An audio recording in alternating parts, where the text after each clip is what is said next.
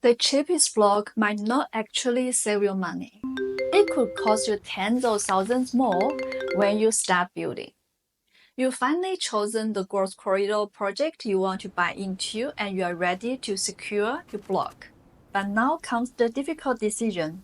Would you stretch your budget and buy a bigger block, or should you save your money on land and spend more on house itself? And this decision matters more than most first home buyers realize. The block you choose can have a much bigger impact than you might think. The wrong block can easily cost you an extra 20 grand or even more. It can limit your home design, increase your construction costs, and affect how attractive your property is to future buyers. In this video, I show you how I will maximize my budget when choosing a block in a growth corridor. We all know that in Australian property, the land is often where the long-term value comes from. That's why many buyers naturally want to buy the biggest block they can afford. The reality is, most new estates are designed around more efficient lot sizes, with many blocks ranging from around 350 to 450 square meters and some much smaller. Once you move into the 600 square meter range, these blocks become much harder to find. But the biggest surprise is the total cost. A 500 grand plus block of land combined with construction costs can quickly push the total project close to the 1 million mark. But going smaller doesn't always mean you are getting a better deal either. From my experience working with land developers, I saw that smaller lots were often priced at a higher rate per square meter.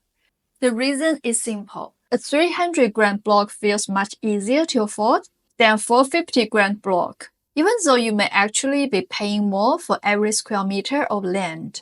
So the goal is not simply to buy the biggest block or the cheapest block.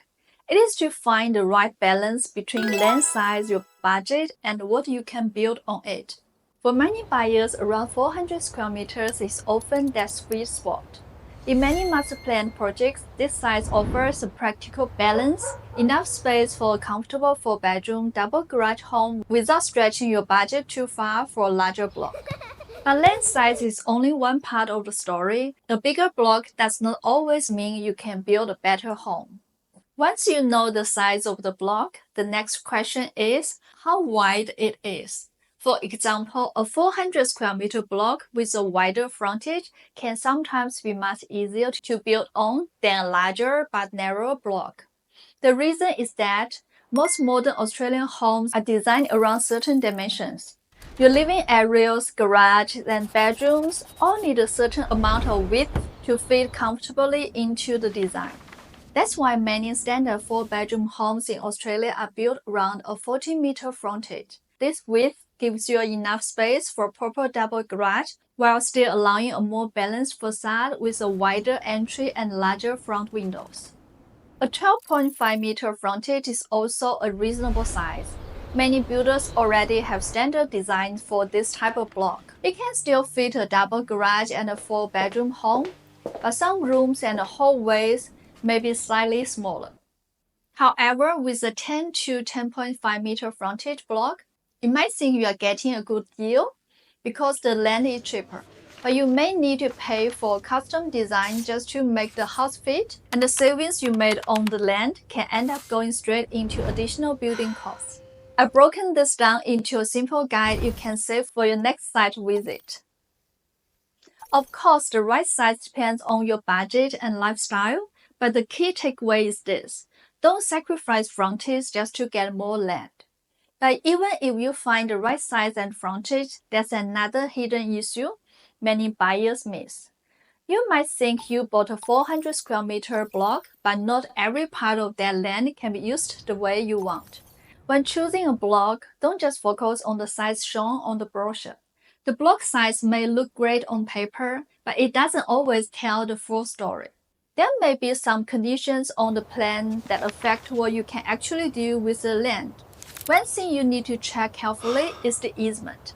Most developers will show easements on their land plans, but many first-home buyers overlook them because they focus on the headline numbers and miss the details that can limit what they can do with the land. In this land plan, you can see the dotted line running through some of the lots. This indicates an easement area. If part of your block is affected by an easement, there may be restrictions on what you can build in that section. You may not be able to add an extension, build a shed, or make other permanent changes in that area in the future. So before choosing a block, don't just look at the plan on the brochure, pay attention to the details. If the easement isn't clearly shown, ask the sales consultant about it. And even if it's clearly marked on the plan, make sure you know its dimensions and exactly where it sits on your block.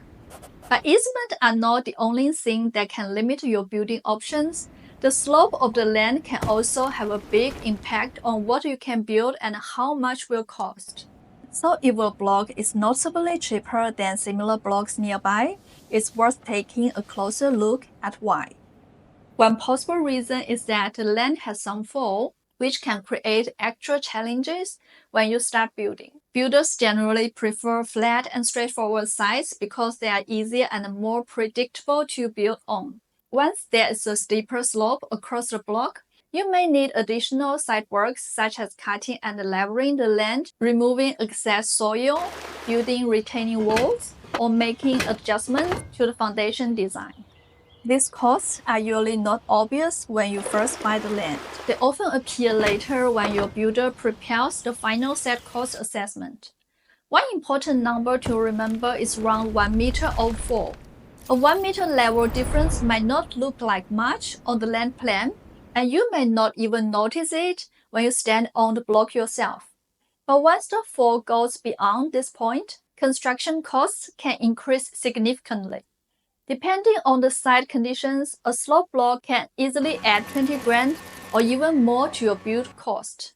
I've seen buyers spend their entire upgrade budget on unexpected site costs, all because they didn't check the land levels before buying. This is why experienced buyers are often willing to pay a little more for a flatter block. The extra money you spend upfront can sometimes be much less than the additional costs you may face during construction. Before committing to a block, always ask for the engineering plan. The marketing brochure tells you the size and the location of the land, but the engineering plan tells you what you are actually dealing with. In the end, the best block is not always the biggest one or the cheapest one. It's the one that gives you the right balance between your budget, design flexibility, and long-term costs. If you found this helpful, don't forget to like the video and subscribe. I'll keep sharing practical property insights to help you make better decisions in Australia.